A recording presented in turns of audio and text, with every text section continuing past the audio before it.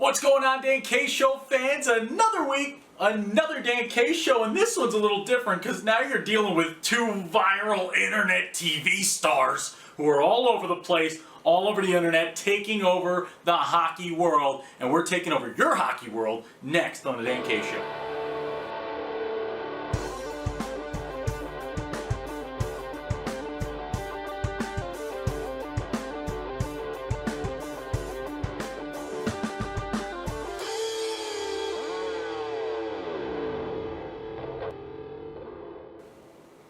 What's going on, Dan K Show fans? Time to get into my favorite segment of every show, Dan K's Three Things. And I know this is airing on Thursday, but we're taping this on Tuesday night. And thing number one is the most special day to me, my favorite holiday of every year. And by every year, I mean this year for the first time. It's happy birthday, Gritty. The little grit man out here. Gritty man, you came into our lives a year ago. You came in like a wrecking ball. And I'd like to think that we are the broadcasting team, gritty version of broadcasting teams, I feel like. That's what I feel like we are. We are the gritties of broadcasting, and we'll try to keep being that.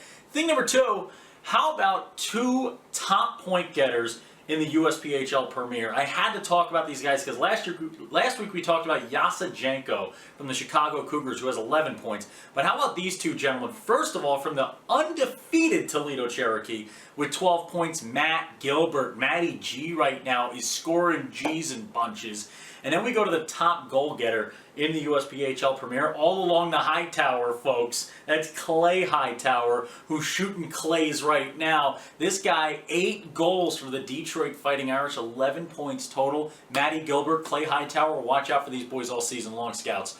Thing number three, final thing, and this is going to go right into our show right now, it's Johnny Hockey Malera. Johnny Hockey, the first man in the NCDC to 100 career points. He's on pace for 9 billion goals this year, already leading the league in points with 10, 6 goals, 4 assists, had a hattie this weekend. And that takes us to this weekend. That starts the show. And before I start talking more, I have to introduce my left-hand man. Sometimes on my right-hand side, but if you're on my right-hand side, he'd be out of screen. He's the guy who knows he's not made of sand, even though I said sand. We don't have sand hands. Well, he's also a man who's the smartest guy I know, but also sometimes a little dumb. But he's caring. And you know what else he is? He's Lucas Jones, and he's here in the show with me today. How you doing, Lucas? I'll tell you what, Dan, today was a little rough. I woke up this morning with no voice. Not good. Not good, especially for September. Usually that's like a March problem, but working through it, got some warm water and some honey, and Okay. I'm ready to dive into the NCDC.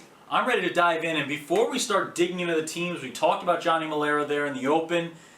I got to talk about possibly the biggest addition in the history of the NCDC, man, and this is Evan Zari. And sorry to say to everybody else, but this guy might be the best goaltender in the league immediately, and the South Shore Kings went and got him.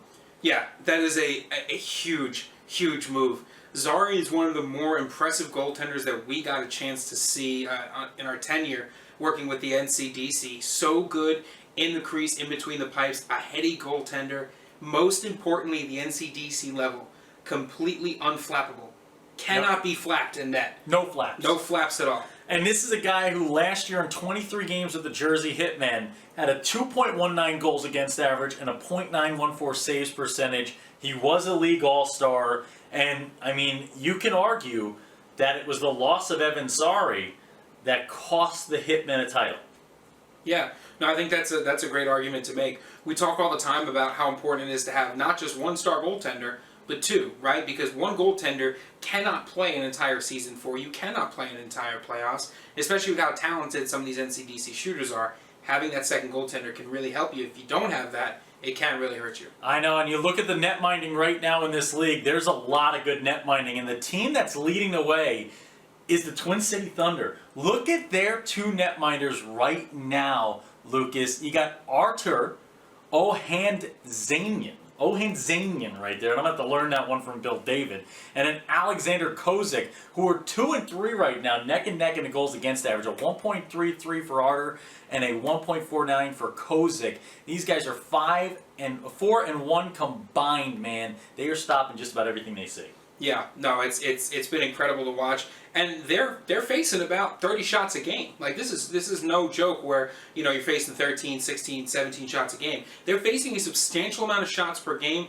They are knocking them aside with relative ease. This Twin City Thunder team hot out of the gate. And we talked about the Hitmen losing Zari last year. Well, they're not feeling it right now because they've got 2 goaltenders in Fernandez and then Benjamin la Robitaille. Mr. Robitaille right here. This guy's 2-0. He's allowed 2 in 2 games. He's got a .951 saves percentage. What do I always say? 9-1, good, competitive. 9-2, above average, competitive. 9-3, okay, things are getting into the great range. 9-4, excelente. 9-5 and up, you are superhuman, you may be robotic, you may not be a real person. And that's the level this guy's at right now. Yeah, no, the goaltending so far this season has been incredible to watch. Yep. As we talked about on a couple of broadcasts at the BJB Shootout, the goaltending at the beginning of the year is always a little bit better than the goaltending at the end of the year because eventually you run out of tricks up your sleeve, right? You start learning these goaltenders. And it takes time for offenses to mesh, right? Especially new forward lines, the triumvirates there. Mm-hmm. It takes time to really get those systems working for you. So the netminder's always going to come out of the gates faster. Same thing with baseball or pitchers. Same thing in football where defenses come out quicker because the offenses, it takes more time. It takes time to learn how to score again. And that's what it's all about. But a guy who's had no trouble scoring early? Andrew Kurapov from the Twin City Thunder. Another guy up there in the top of goal scoring. 5 goals, 2 assists, 7 points. You look at Ian Carpenter, who's been building a winning team for the Boston Junior Bruins. 4 goals, 5 assists, 9 points. And with that, we've talked enough about player stats. We talked enough about the individual. Let's get to the team aspect of it, Lucas. You look at it coming out of the first full weekend where now every single team has had at least 2 games under their belt in the NCDC. We now are starting to see a little bit more of a picture of what everybody is out of the gates. Hitmen lead the way 4-0-0 already. It's classic Hitmen. And we look at this, Lucas. Talk to me first about the banner raising ceremony. Boston Junior Bruins, their only loss right now coming at the hands of the Connecticut Junior Rangers, who had to watch that banner get raised right before that game. Yeah, it's always something special when the team that you beat has to then come back and watch you raise the banner of the game that they lost in. Can you say the word momentum? Can you say the word motivation? I mean, that's what that does, right? You watch that banner go out, or in this case, unfurl down, and you say to yourself, we have to win today. Why is Jim Henkel one of the best coaches at any level of hockey right now? Why is he the best developmental coach in the world right now? Because he's a guy who cares. And if you want to talk about locked in, Jim Henkel, when I walked by him before that banner raising ceremony, I've never seen a guy more able to stare daggers through you than that guy that day. He was ready. It was prime time for him, and he took it personally, and his entire roster reflected that. Not in a dirty way, not in a wrong way, in a well-played, clean game where they went out and they took it to the defending champs on their home ice in front of their banner. Yeah, it was an incredible effort by the Connecticut Junior Rangers, a team that's sitting in 5th place right now, but the season is still very young. There's a lot of moving and shaking, and if you remember last year, this Connecticut Junior Rangers team came from down in, 8th or 9th place, and then over the course of about 13 to 14 games, slowly crawled their way up and was able to finish pretty much middle of the pack, top 5. They did a great job last year, absolutely incredible. There's so much movement in the NCDC that these early season rankings don't matter so much. They don't matter that much. Early season rankings? No. You know what we're gonna do? You ready for this? Oh no. Power rankings, quasi power rankings on the spot, because this next week's our first Premier Elite Power Rankings, the biggest show we do each month. So we can't leave the NCDC boys out. Let's get the NCDC boys. Let's do it this way: 4 teams get a home series, first round of the playoffs. Top 4 teams right now in your mind after the weekend, and I'll give you some time to think about it. You go first. I walked right into this one. You go first. I definitely walked right into this one. You go first. Well, look, I mean, can we say excluding the team that's 4-0 right now? Or do you not want to exclude that team? Why would you exclude that team? All right, so how about this? I'll say the Jersey Hitmen are getting a home ice series. Okay, number 1. Because their dominance last year, they have a lot of returners, they have great goaltending, and we watch them out on the ice, and they are just, when they get going, they're a steamroller. Okay. Number 2, one. I feel like I have to go with the Junior Bruins again because they've got some great guys returning, right? They've got a lot of goal scoring ability. They're a factory for goaltenders and defense. Okay. They're going to have number 2. I think number 3 is going to be the Connecticut Junior Rangers. Ooh, okay. I'm tempted to say the Twin City Thunder. However, what worries me about the Twin City Thunder is they're relatively untested. We're 5 games into the season. I can see they that. have phenomenal numbers so far. I think they're going to make the playoffs. Home series, different story. Connecticut Junior Rangers will make that climb. Okay. My number 4, Dan, it might come out of left field here, and I will give you number 4 as my risky pick of the day. Okay. Risky business. Tom Cruise. I think that Evan Zari is going to be Wow. the bomb on this NCDC. You know how much I love goaltending. You know how important not that I think, that I know it is. The South Shore Kings, 4th place, home ice advantage, goaltending.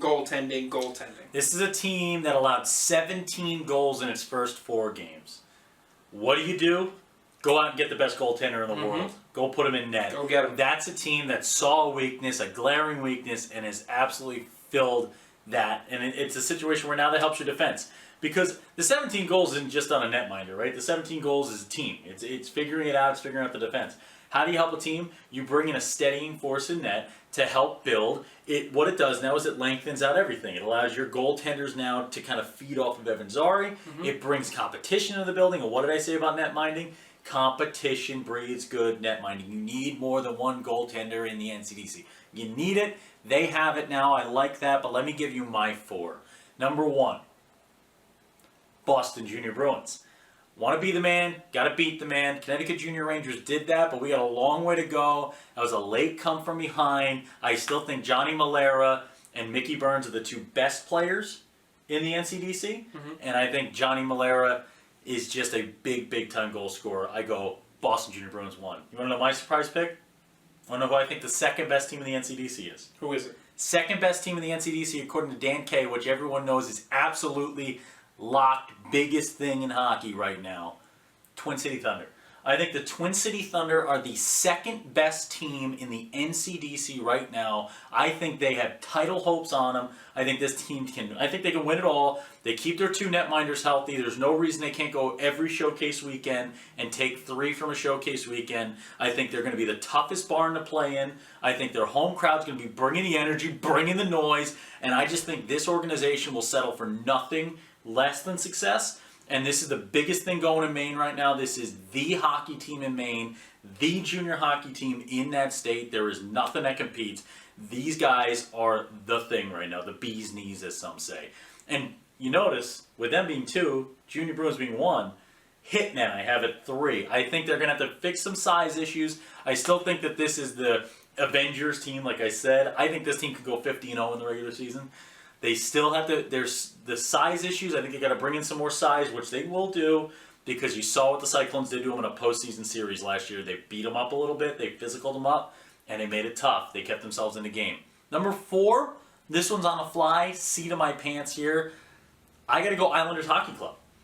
I like that. I like the Connecticut Junior Rangers at 5, Monarchs at 6 right now. I think Tim Kirkostas has the most skilled team in the league. I think there's a lot of skill. These guys are going to get battle tested. I love Cy Leclerc. This kid's a big-time commit. He's a big-time player. He's speedy. He's running that third-line centerman position most of the time. As the year goes on, he's going to slot up higher and higher with that team. And I just think Cy Leclerc and the boys with the Islanders Hockey Club, they get the goaltending. I think that this is a team that can be number 4 as of right now. I will tell you this as a small aside to that last pick. Okay. I actually really like Cy Leclerc on the third line. I think he's so dangerous on that line, specifically because of the type of player that he is. I like it. I feel like you always are going to get a mismatch when he hits the ice, and I like him there because then he has the potential to slot up if you mix and match, but I think I like his home on that third line. Love it. We love it. And let us know what you thought about our power rankings, and let us know your power rankings with hashtag NCDC Power Rankings written to @the_Dan Show.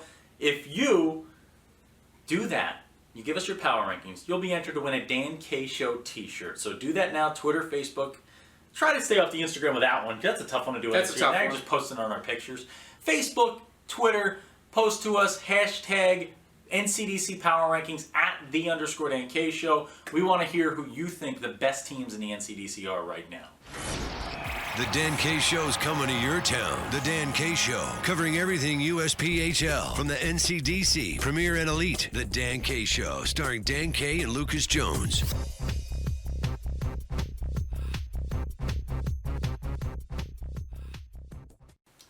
All right, ladies and gentlemen, we wanted to talk about two teams here from the Premier before next week's Power Rankings, where it becomes everybody. We had two teams that we put a highlighter on right away. First, the Fort Wayne Spacemen. They played their first game in the USPHL landscape. What did they do, Lucas? They went 11-3. 13 different players tally a point in all-inclusive team effort. How big is that for a team in their first game to play that well? Well, I think it shows you that it's a team that's working well together. It's a team that's unselfish with the puck, which is really good to see. When you have depth like that, sometimes you talk about a team that's really good on their first two lines, and then the rest of their lines really can't produce. Yep. This is a team that has all lines firing, four lines, all the time firing. They're going to get a lot of points so far this season. Jared Fisher, 2 goals. Kevin Lapointe, 2 goals. Trey Huffman, a goal. Alvin Berard, a goal. Dylan Marks, a goal. Brandon McNeil, a goal. Devin Perry, a goal. Cameron Perry, a goal. Luke Robbins, a goal. The entire Perry family scored in this one.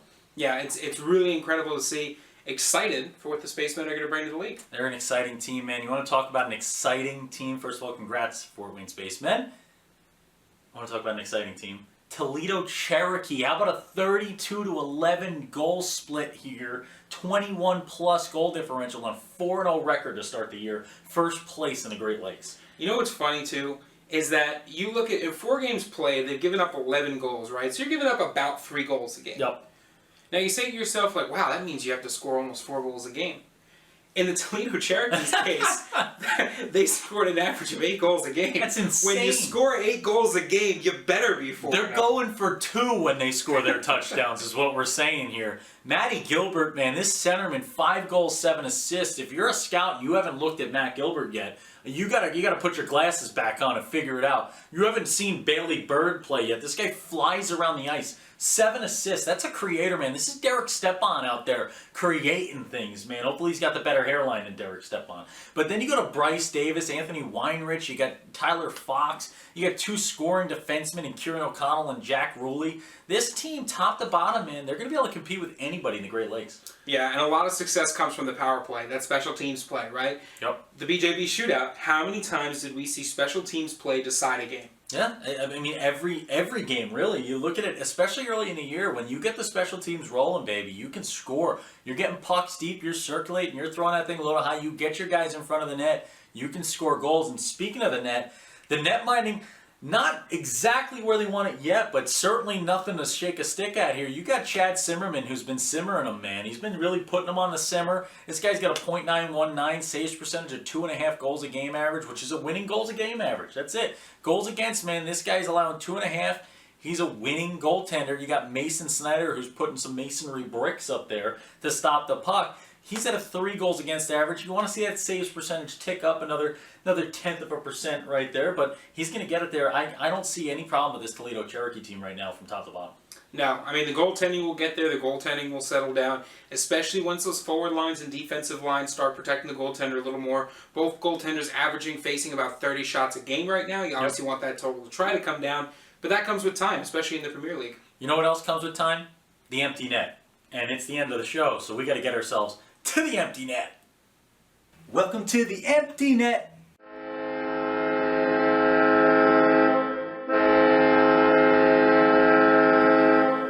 Welcome to the Empty Net, where the Dan K Show talks to you. But before we talk to the people, Lucas, we have to pat ourselves on the back a little bit. Because our goal call, it went what we call in the social media biz as viral. It was actually picked up by my last count as of this morning, 17 different pages. And combining all the views has now hit over 65,000 views on the internet here, on the interwebs. With the main viewership coming from at Shootout Ideas on Instagram. Give it a little follow there, a little follow love, because they posted it about us. But at Shootout Ideas, man, this was one of our favorite calls of all time here. Yeah, and we had a couple of good ones on this trip, I feel like. Oh, we did. Yeah, if you missed our two favorites, you can catch them right here. McAnanama close it out. Burns goes left side here. Staying to that forehand. Way out of the net is McAnanama. Goes low. Score. Oh, Mickey. You're so fine. You're so fine. You blow my mind. Hey, Mickey. Hey, Mickey. What a shot by Mickey Burns right there. That was confident, man. That guy's just got ice water in the veins. Out on this one, it's Zuko. Zuko, the former junior Bruin from last year, now with the Bandits. Takes this one, fakes the shot, goes backhand, top shelf, Hobie! Da-da-da, da-da-da! Absolutely filthy. Highlight reel, top 10. That's a crime in some states. Silky mitts. Incredible, incredible shot on that one. How many times do you read? I didn't expect you to post them on the show like that, Lucas. I am jazzed again, man. Hey, Mickey. Hey, Mickey. That was one of our favorite goal calls. We were ready for that one. That one, we usually don't rehearse them. That one we were ready for, man. We were ready to go. And you know what else I'm ready to go with, man? How about the Florida Eels elite squad right now? 4-0 are these boys. They had a 9-1 win against the Charleston Colonials there. And guess who put up a big-time Hattie? Hats off, Mr. Bertzlaff there. That's Adam Bertzlaff. And this kid is starting off hot as a fox in a forest fire for the Florida Eels. You love to see it, right? You love to see the little things that pick up the team sometimes. And then sometimes it just takes a hat-trick effort from a guy. And you can't find a better guy to be able to lift his team like that. It's going to be a good one for the Florida Eels. And, you know, I don't want to overlook someone because 3 goals is always incredible. Mm-hmm. How about a 5-assist game? How about a 5-assist game from Zechariah Thomas right there, who put up an absolute show, creating every chance for his squad? Yeah. The real game of hockey is won and lost in the assist game. I can guarantee you that. Great to see this kid not afraid to feed the puck. How about Mr. Tim Murphy, a former Philadelphia Flyers junior hockey player who played on that team, Dan Kay's first ever year in the USPHL broadcasting, before the Dan K show, before the grandeur, before the pump and circumstance, back when he was just a young little lad, a baby gritty, some may say, in Philadelphia, the grittiest city in the world, doing wonderful play-by-play. And he reached out and congratulated me on just dominating the USPHL, it said. It was from a time when you only owned one bow tie. You only had one bow tie. Had to wash it by hand. You just wash it in between games. Now he owns 3 bow ties. I own 3,000 bow ties. Lucas, I think you have a little juicy goose right there. I do, and it's funny because we obviously have our social media pages active for the Dan K Show all the time, but it's always great when you have parents and players that reach out to you on kind of like your personal Instagram pages. Yep. And we had the dad of Colin Frost who reached out and said, thank you for the compliments you had for my son while he was battling all the shots from that tough South Shore Kings premier team. Oh, yeah. Colin Frost was absolutely a warrior in net during that game. And you know I love goaltending, and if I'm looking straight at a goaltender who is leaving it all out on the ice, yep, I absolutely have to draw attention to it. A, because the people need to see it, the people need to know about it, and B, if they go back and watch that game, they got to know that their warriorship is being recognized. Yeah, they are leaving it out there, and they're doing a great job. I mean, Frosty, man, he just dominated. He was putting ice on those shooters all day long. That kid, he's going to have to ice himself after that game. Yeah, I mean, definitely. He faced a ton of shots, a ton of looks. But when you see a netminder not give in, not give up, it was so fun to watch Mr. Frost play, man. Great game out of Colin Frost. This guy's 1-1 on the year. A lot more wins to come for Colin Frost. I can guarantee you that, ladies and gentlemen. Check him out. He and Trip Clark with that Utica Junior Comets team in net. There's a lot of talent on that team. Last but not least here in the Twitter world, we want to congratulate all the captains of the Richmond Generals. We see friend of the show, Mr. Noah Farley, the El Capitan of the defending elite champions, Richmond Generals, man. Congrats to Noah Farley, man, one of the youngest guys in the elite, really tearing it up. Yeah, it's going to be a fun Richmond Generals squad to watch this year at both levels. All right. Well, this is a fun show. Give us our parting words. Go. Oh, he's out of coffee, which means he cannot speak. I am also out of coffee, which means I am going to fall asleep immediately because if I don't keep constant caffeine running through my body, I just pass out and go to bed. So when Dan K's on the mic, it is always hockey night, and we are so stoked for the Power Rankings coming up next week, and also the Southern Showcase, which we will be at Friday through Sunday this weekend. Watch out for us there and come see us. That'll be a fun drive. That'll be a fun drive. 6.5. 6.5 to 7 hours. We're going to scoop you up in New Brunswick on the way down. We're going to drive us all down together in my little rented SUV. We got all the USPHL signage with us too. We do. And we're going to take a little caravan trip, get to our hotel probably 3, 4 a.m., get 2 hours of sleep, wake up, hit the Immediately gym, back at the immediately to the rink, never leave the rink for 3 days. I kind of like it though. We don't have to move rinks. We don't have to pack up equipment. There's only 2. There usually is a third thing, but I couldn't think of one. And it's beautiful Virginia.